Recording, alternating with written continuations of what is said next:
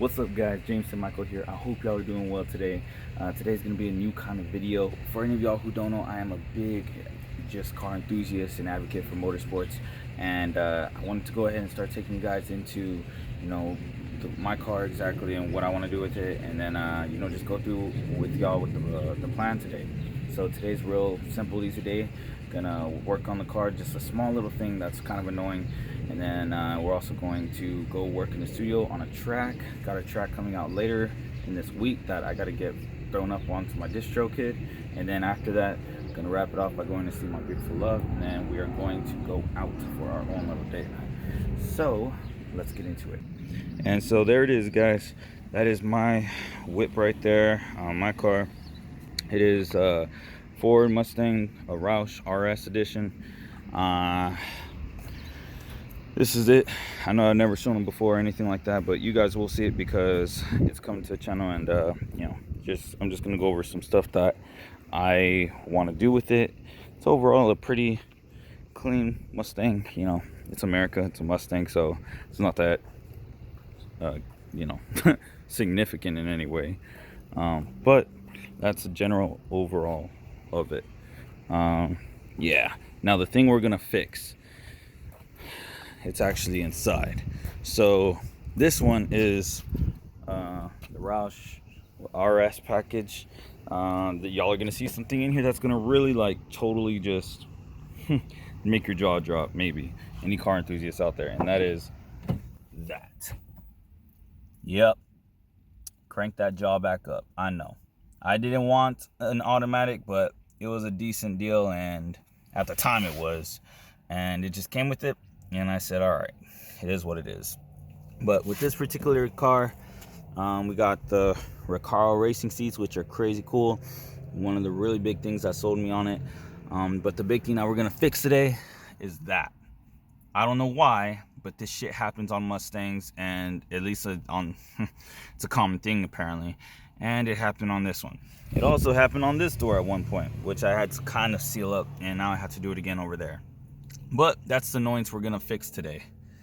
So before we get into that, we'll go ahead and we'll start her up just so you can hear how the Roush exhaust sound. A little dirty, I gotta clean it, but it says Roush. Yeah, it's a little dirty. We gotta clean this bad boy up. Get her started up here. Windows down. Better. It's got a nice little purr to it, I like it. It was between either this or the V8, but we'll go more into that later. Now we're gonna fix that bad boy.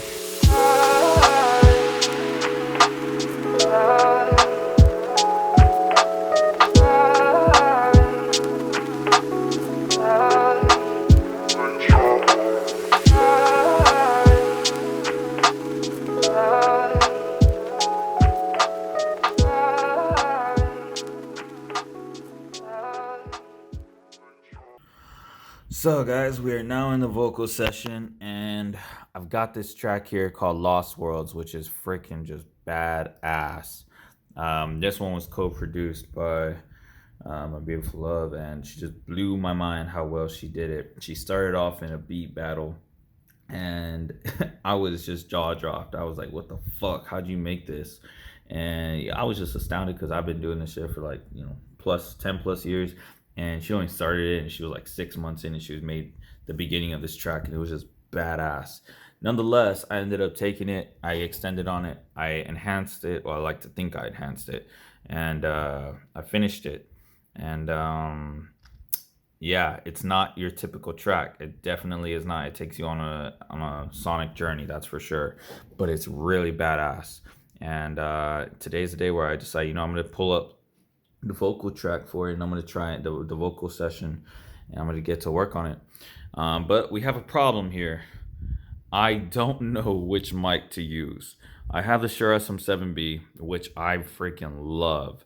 I love that thing on my voice. It sounds really good. And then I have this new bad boy, the Slate VMS, as you could tell right there. The problem though is that I have yet to really use this on a song. For whatever reason, this thing just does so much better at capturing the low, richer qualities of my voice. The high end of my voice is not really that significant in any way. I feel like the real quality, if there's any quality, really in my voice, is in the low end, and this just captures the fullness of it so much better than this does with the emulations. It's great, don't get me wrong, it sounds great, and there are certain things this thing can do that far excel with my recordings than this. But for the tracks I'm doing, I'm really finding that this one is still kind of coming on top of this one for the feel and the tone and just the depth. This one is, I will say, it was a lot thinner when I was using it, and the problem was because of my mic position. Where like I had it, I did the old way where, like, kind of like the classic way where they would do in vintage mics, where if this is the mic right here, they would tilt it back and the vocalist would be right here and the diaphragm would be right here. So you kind of miss out on the high end S's. They kind of get reduced by doing that, but I found that it was just sounding so thin. So what I did was I actually brought it back, and now it's tilted a little bit in the complete opposite direction. And the reason for that is because my voice just sounds better that way through the mic. That's it. Slate apparently said, I read an article saying that, you know, the ways they record mics, the complete opposite to the classic way, is to just bring the diaphragm in like that and bring it under the lip. But I wasn't feeling like, you know, redoing this whole rig right here with the position. So I just raised it up, and then I tilted the mic from being like that to somewhat slightly like that. And the reason is because the diaphragm, if you have your bottom lip directly under this part right here, directly above this part, it's gonna pick up your voice, especially with proximity, but it also picks up this part right here. So that's what I do with this mic. The current problem though is I don't know what the hell I'm gonna do, because they both sound good in their own way. This one sounds full and rich. This one sounds clear, and it adds a nice sense of intimacy to the track, especially when I run it through the various emulations. The C800 actually sounded really cool on this track, surprisingly. I wasn't expecting to go with the C800, but it actually sounded really good. That's where I'm currently at with this. So once I kind of get one decided, I'm going to go ahead and do that, and we're going to get these vocals recorded.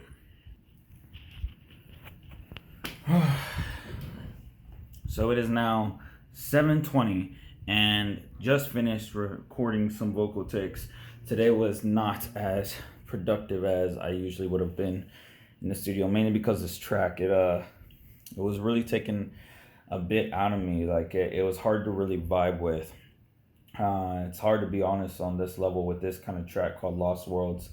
More about that later on when the song comes out. I'll be happy to go into it, but it's a really dope song. It's really cool. It sounds dope. It's really unique soundscapes, and I love it. It's just, it's really demanding on the songwriting part, and especially on the delivery. But nonetheless, it's fun and it's great, and it's challenging, that's for sure. But in the end, we ended up going with the VMS because it offered a more intimate sound that really worked well with the track. I did something dark on Ruin, my last single that's going to be coming out. I wanted to do something a little different, but still provide that direction I was going for. And the VMS with the C800 emulation just killed it. So that's what we went with now. Now it's 7:24, so I'm about to head out to go pick up my beautiful love of my life. And we have date night tonight. So let's go do it.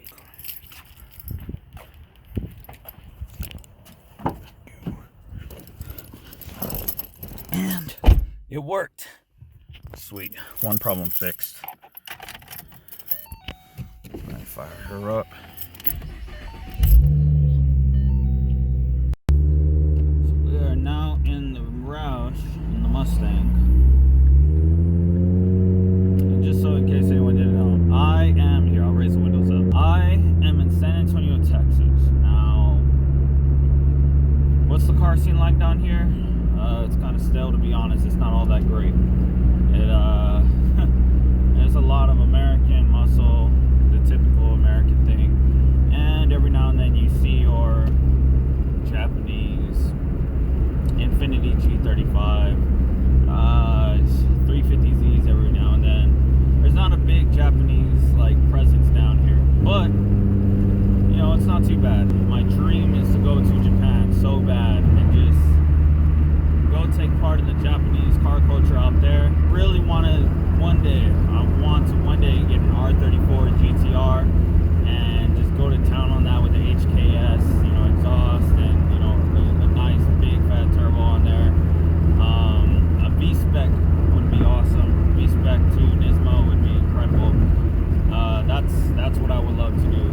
render on my computer exactly how I would get it done.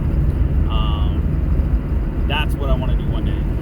But for now, I'm in America and I've got the Mustang, and you know what? It's all right with me. If you're gonna get a Ford,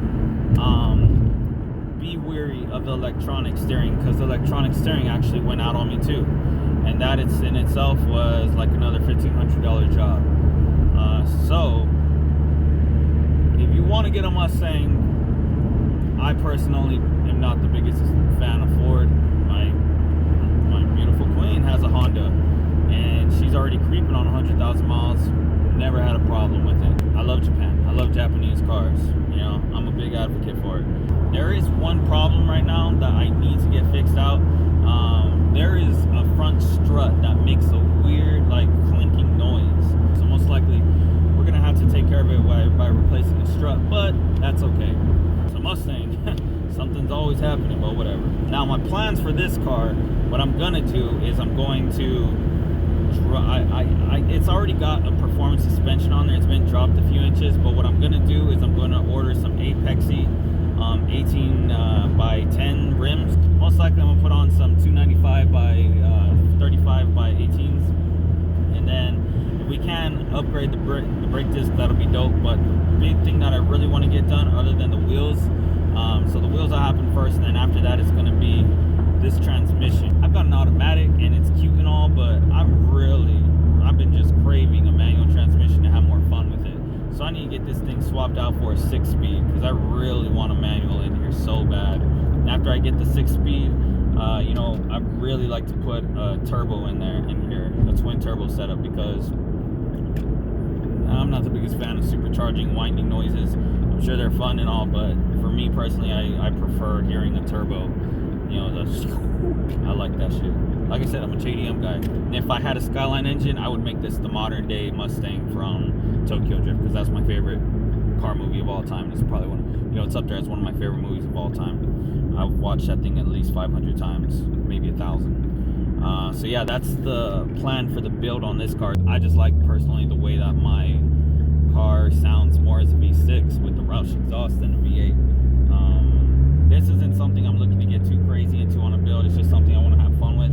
The really crazy builds I want to really get into are when I can get my hands on a Supra or an RX-7, or hopefully if I can get one in Japan. I would love so legit buy a GTR in Japan, have it built there, and just go crazy on that sucker. But yeah, that's the plan. That's the build for this car. That's what we're looking to do.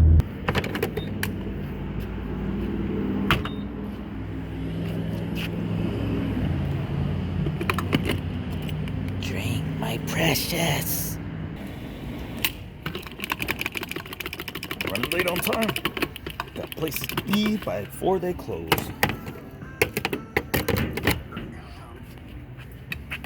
Here we are.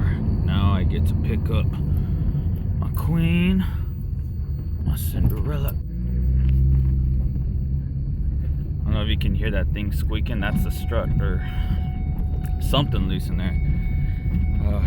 Something that's got to get corrected. And those rocks always kind of bring it out a little, so it's more evident than usual. Hello, my beautiful love, my life. This is my beautiful love. I love you so much, my beautiful love. I love you so much, my handsome love. It's some bullshit. Yes, no, it's on. Oh yeah.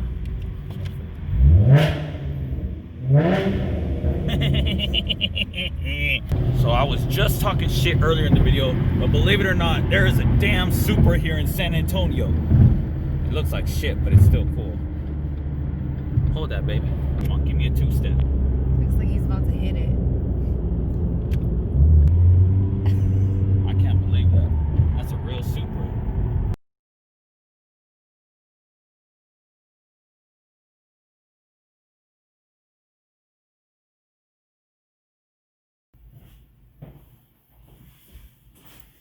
Hey guys, so we are back. It is 1 a.m. and it has been a long night. I am exhausted, but overall it was a great date night. You know, went to go see this cool card and collector shop in San Antonio called Heroes and Fantasies, and just picked up some nostalgic stuff. Got some Wingstop with my beautiful queen, and overall it's just been a great night. Back at the desk now with this track open, and I'm looking at it, and I had half a mind to work on it, but honestly, I think I'm just gonna go to sleep because I am exhausted. And this track, when I was working on it earlier today, it had me feeling like the stars weren't really aligning for me with it.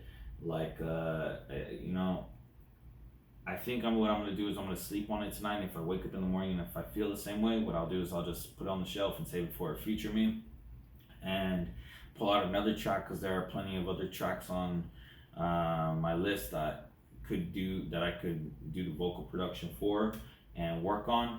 But we're gonna sleep on it and we'll find out tomorrow what we're gonna do. If I wake up in a great mood and I feel like, hey, I'm vibing with this more today, then I'll work on it. If not, then that'll be the plan. But yeah, nonetheless, I'm sorry if this video was real choppity everywhere. This was, the first of my I guess attempt of a vlog.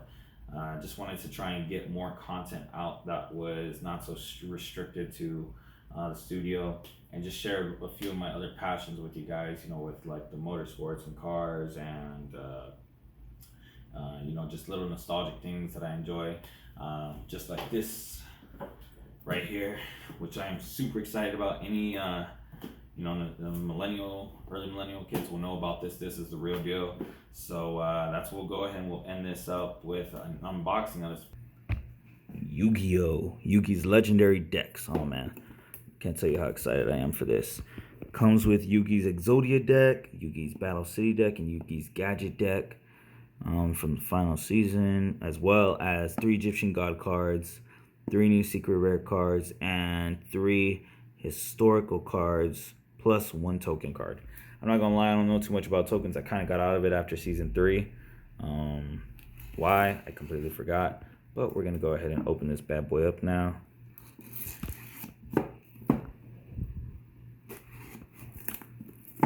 Just gotta do it the right way with these things.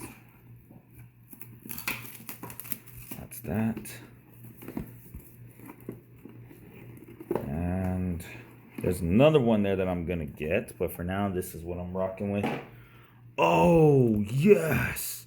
It came with the Dark Magician of Black Chaos. I was gonna buy this guy last night, but I didn't. I'm so glad I didn't. And it came with Exodia. Oh, yes, I was gonna buy him too. So glad I didn't. Then we got some packs here. Electromagnetic Turtle, I remember him. Oh, yes, I was gonna buy him last night too. I was trying to get all the OG ones, but I'm glad I waited and just got this. It's just so much better. So we've got right here season 1, where he uses Exodia and he goes to Pegasus's castle to battle there. I forgot what the technical name of it was. I was just watching it earlier today too, and last night. But that's that. And then we have this one right here. This one, which is from season 2. This is where he goes to Battle City in a duel with the dual discs, which was just epic. And then this one, I'm assuming might be the Gadget deck. I'm not too sure. But it does have the legendary Magician of Black Chaos, which is my favorite art right here. It's so badass. And we got this right here. Go ahead and open up these.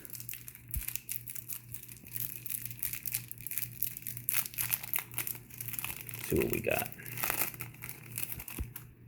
Cool. Oh, the Dark Renewal. That's badass.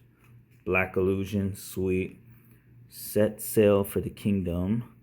Duelist Kingdom. That's what it was, where he was with Pegasus. Oh, the Glory of the King's Hand. This is where you get the actual, this just represented the $3 million that they got in the anime, which is badass. I wish this came with $3 million. That would be cool. And take my ass to Japan and get an R34. And we got the awesome Slifer the Sky Dragon, Obelisk the Tormentor, and the Winged Dragon of Ra. Apparently they're unplayable, but it's cool. And then, oh, this is badass. A token. This card can be used as any token. That is just cool. I wouldn't even use that as a token. I'm just going to put that in like a special case or something. That's just badass. That was my childhood goal right there. Like, seriously, I wish y'all could see it. That's just badass. I wanted to be that so bad as a kid. But it's cool. And these, you guys already know how this is. You know what those are. If you've seen anime, you know what comes in those. But other than that, we'll go ahead and wrap it up there.